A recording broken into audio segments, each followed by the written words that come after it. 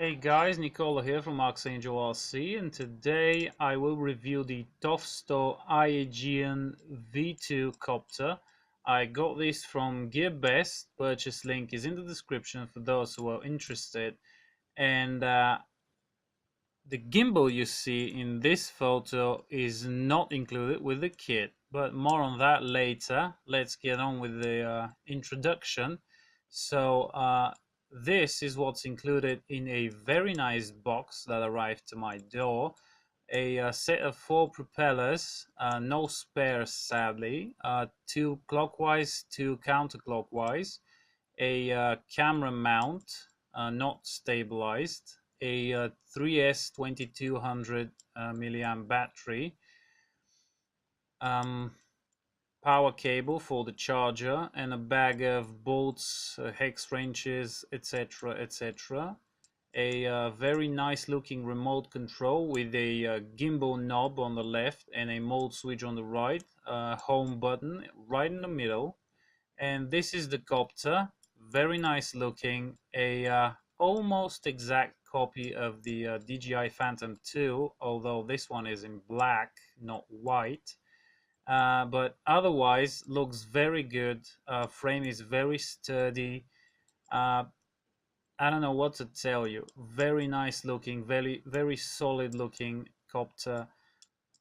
Light enough to be easy to carry around. The underside has mounting holes for a brushless gimbal or for the camera mount.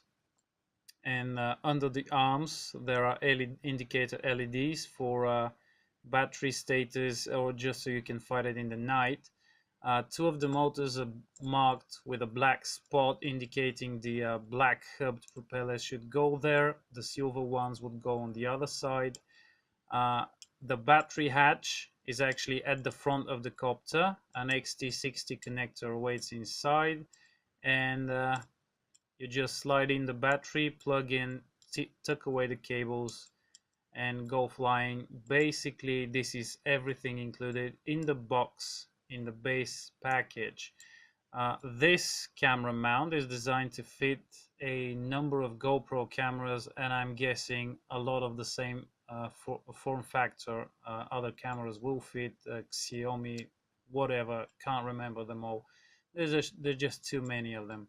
So mounting my GoPro 3 Black in it, you have to unscrew one of those screws so you can tilt open the stand and put the GoPro in there.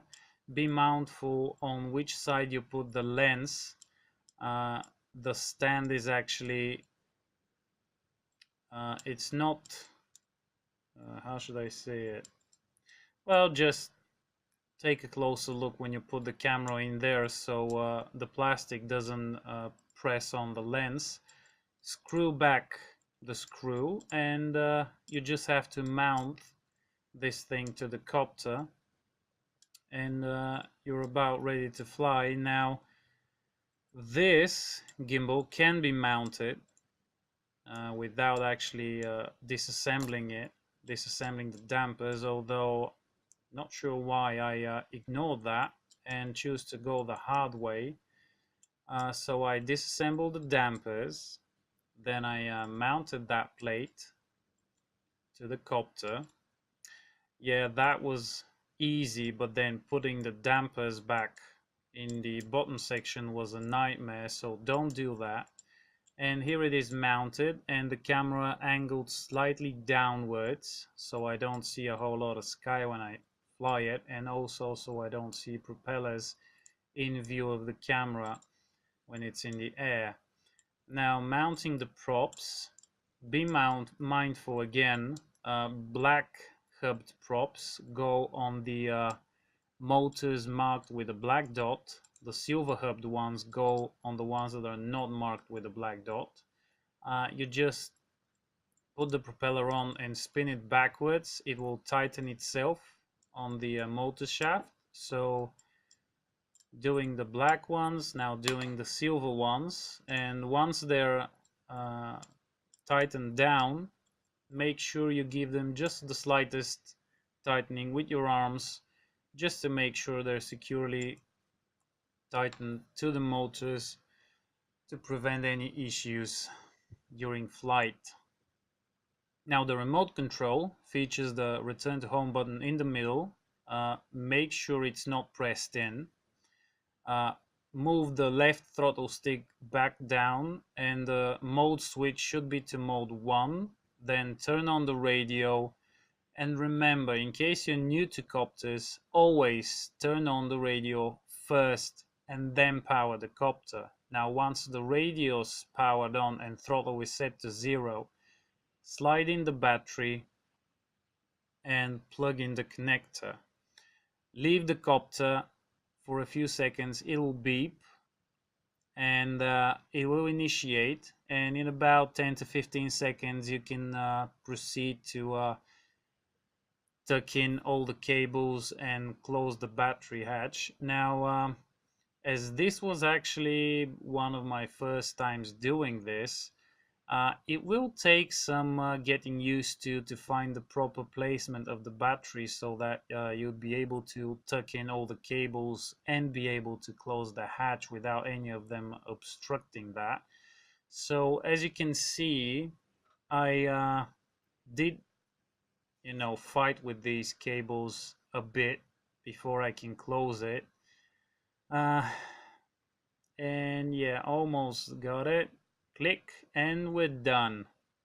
Now that hatch is actually the front of the copter, and the LED is at the back.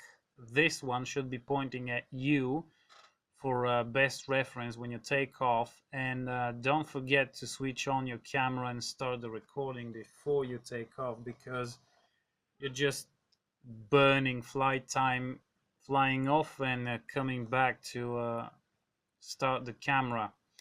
All right, so GoPro's recording. Copter is initialized, and one thing you should note, the labeling on the radio, the mode switch, is wrong.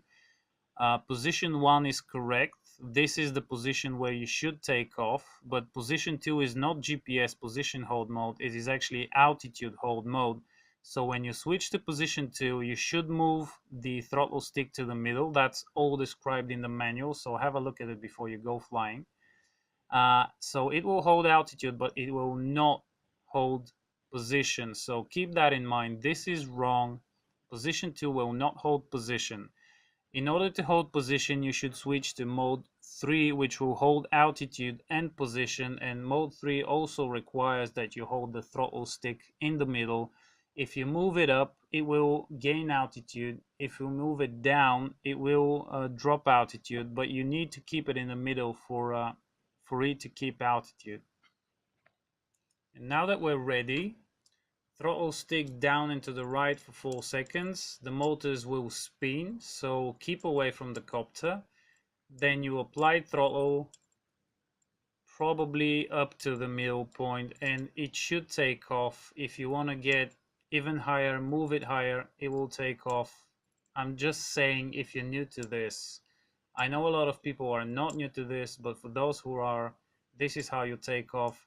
And right there I switched to the second flight mode, the altitude hold, moved the stick to the middle, and as you can see, the copter doesn't change altitude, but I have to keep it in position.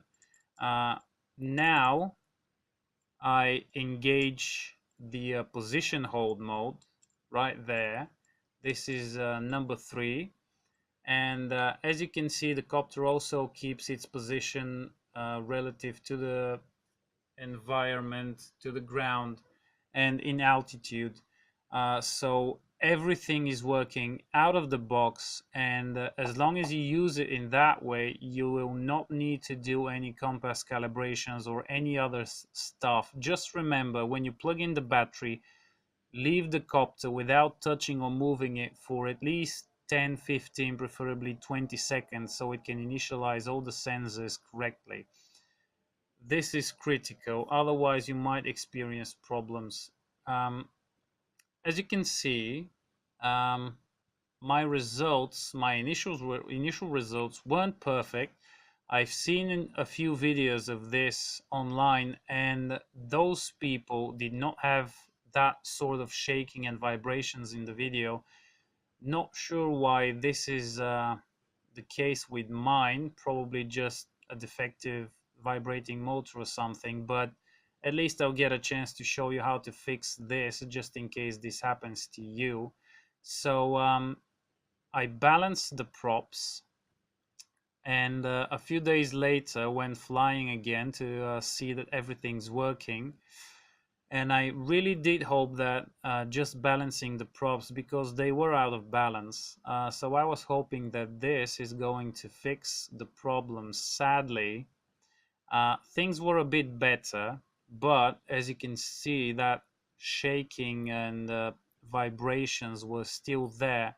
So I wasn't really happy with this result. And you know, I did feel a bit unsatisfied by the fact that I had to put so much effort into getting something performing as it should be. But you know, doesn't really matter. I opened up the copter and actually balanced the motors, and I will, if you visit my blog at arxangelrc.blogspot.com, you will see how to do this and how I've done this. I'm not going to say more about this here. I also installed a 2-axis brushless gimbal for my GoPro, and next time I went flying out, uh, voila, no vibrations, no shaking, everything was working as it should be. And I was, you know, that feeling of getting something right and doing something right is just cannot be described. It's amazing. So I was very happy with these results. As you can see, picture perfect. Very nice results after I balanced motors and props. And the Tovsto also has a connector provided to power the gimbal and also to control pitch. So I used those, and if I didn't have to balance motors, I wouldn't even have to open the fuselage of the copter to be able to connect the gimbal. So just plug it in the provided connectors, and via this knob on the radio, once you've plugged in the gimbal in the appropriate connector on the copter, using this knob you can control the gimbal's pitch, which will allow you to look up and down and change the angle throughout the flight and allow you to get that perfect shot you're looking for without having to move the copter. Actually, you can just put it in position hold and move the camera around. So vibrations out of the way, I actually set off to testing the range on the radio. I read in a few places that this was supposed to have a fence sort of thing enabled on it, where it will not allow you to go further than some distance or higher than some distance, but it wasn't enabled on mine, so I decided to test the range of the radio control. So you know, I chose a random direction and started moving in that direction. And I think I don't think, I know actually, the copter went around 570 meters before it actually lost connection to the radio, at which point it gained the pre-programmed altitude and turned towards home. You can see here right now, turning towards home. There we go. And started to come back. So for those of you wondering, yes, return to home works, and loss of signal also works, which we call fail-safe. The copter will come to the takeoff location and land, so please make sure you take off from a building, tree, people, car free area, so you can avoid hitting anyone, just in case the copter has to return and auto land for whatever reason. You ran out of batteries on the radio, or I don't know, you're just lazy to fly back and have engaged return to home on the radio. So the copter will return to the takeoff location and will land on its own, and in about 4 seconds will disarm the propellers. So keep that in mind. Also, when landing manually, throttle low and to the left for 4 seconds to disengage the motors. Now, one word of warning: if you're going to be putting a video transmitter on your Tovsto Aegean V2, keep in mind that this will affect the compass. Originally, when you receive this, you don't have to calibrate the compass or anything else to get everything working properly. The thing is, when you add a video transmitter, that introduces a lot of interference to the compass, and that will affect the position hold and return to home modes, as those rely on the compass to work properly. So I had to actually calibrate the compass, having added the video transmitter, and I didn't have a reliable position hold or return to home, as you will see in a bit. Now, I am able to do this wirelessly because when I opened the Copter to balance the motors, I did install a telemetry unit which allows me to connect wirelessly to my laptop. And if you visit my blog, I will show you what I did and how I did it. But right now, here is an example of return to home with the compass not calibrated after having added the video transmitter. The Copter starts to come home, and it should land right next to the big Copter that you see in the bottom of the screen right there.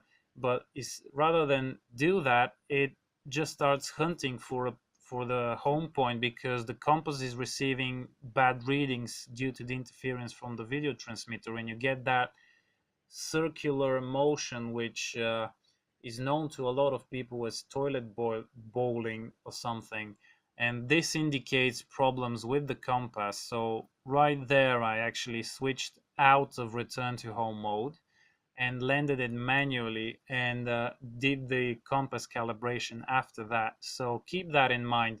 I'm guessing a brushless gimbal for the camera will not affect the compass as much, but a video transmitter emitting stuff will do. So keep that in mind. I'm not sure what will happen if you just fly with the gimbal, as I didn't. I added the gimbal and the video transmitter. But, you know, even without a telemetry unit, you can use a cable and still calibrate the compass. And once you do that, all will be good.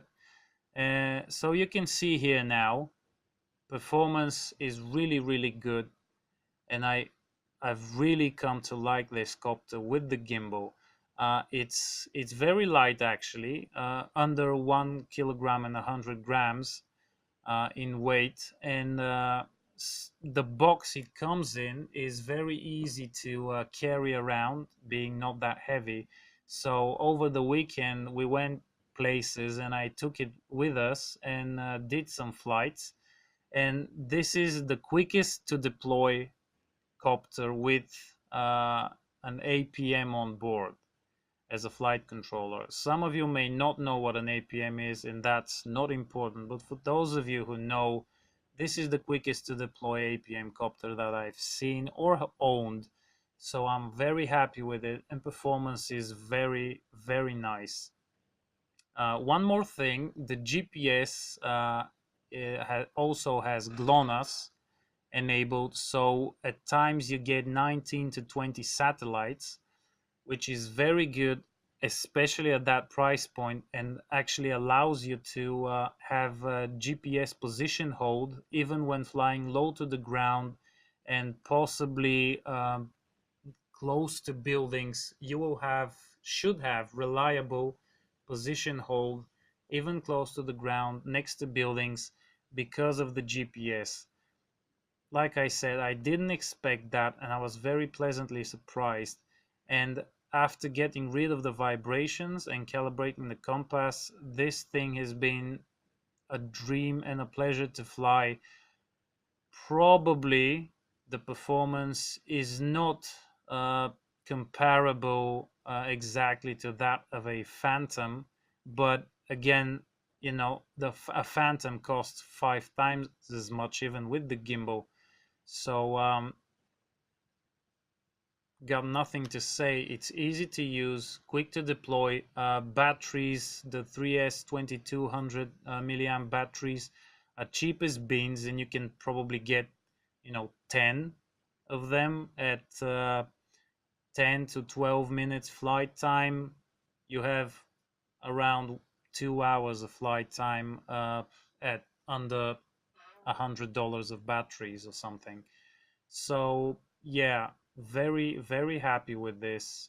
Very impressed by the construction, by the rigidity of the frame, and the performance of the copter, and also for what it costs. It provides a lot, and it's easy to use, quick to deploy, light to carry around, and I'm very happy with this, and I think this is worth every dollar I've paid for it.